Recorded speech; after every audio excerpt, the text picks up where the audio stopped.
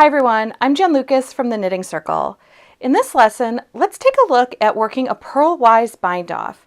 This particular bind off might be useful if you're binding off on the wrong side of stockinette stitch, but you can also use it for decorative purposes. It has lots of great places in your knitting. It's a great bind off to have in your bag of knitting tricks, and I'd love to show you how to do it. Let's get started. Let's talk about a Purlwise bind off.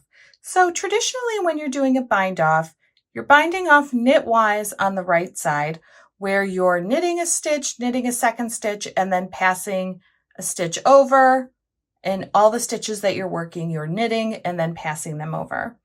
But sometimes you might want a Purlwise bind off, and you might do this if your last row was a right side and now you want to bind off on the wrong side. You could also do a Purlwise bind off to make your bind off be more decorative. There's lots of reasons that you might use a Purlwise bind off, but it's very simple and it's just like a traditional knitwise bind off, except we're going to be purling the stitches instead of knitting them. So here I just have my swatch and here's my bind off here. And it does pretty much look like a standard bind off. And actually, if I bring in a swatch here where I've done a knitwise bind off up here, the only real difference is that I added one more row of knitting to this. So then I worked one more right side, so then I could bind off on the wrong side. But if you look really, really closely, you'll notice the little V's of my bind off stitches are actually going in opposite directions. Very minor little detail on that Purlwise bind off. So let's go ahead and just work this Purlwise bind off. So I have a swatch here where I am going to just be binding off on the wrong side of my work. I worked some stockinette stitch, so we're on the wrong side here. So I'm just going to purl one stitch,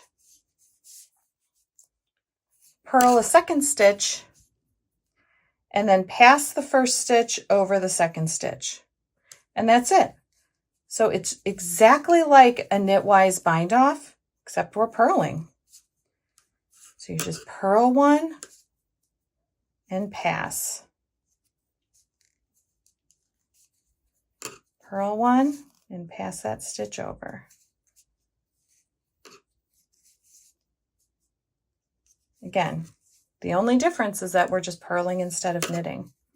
So you're just going to work that all the way across to the final stitch, and then you can just snip your yarn and pull the loop through to fasten off your knitting.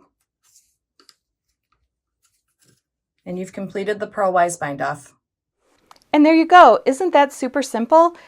We're just working a regular traditional bind off, but instead of knitting the stitches, we're purling them.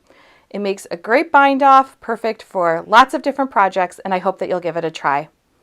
Thanks so much for watching me here at the Knitting Circle. I hope that you found this video helpful. If you did find this video helpful, be sure to take a look around our website and see all the different knitting tips and techniques we have to try. I'll see you again soon.